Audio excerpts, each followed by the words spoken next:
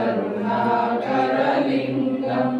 रावणप्रणमामि सदाशिवलिङ्गं सर्वसुगन्धसुलेपितलिङ्गं बुद्धिविवर्धनकारणलिङ्गं सिद्धसुरासुरवन्दितलिङ्गं तत्प्रणमामि सदा शिवलिङ्गं कनकमहामणिभूषितलिङ्गं फणिपतिवेशितशोभितलिङ्गं दक्षसुयज्ञविनाशकलिङ्गं तत्प्रणमामि सदा शिवलिङ्गं कुङ्कुमचन्दनलेपितलिङ्गं पङ्कजहारसुशोभितलिङ्गं सच्चिदपापविनाशकलिङ्गं तत्प्रणमामि सदा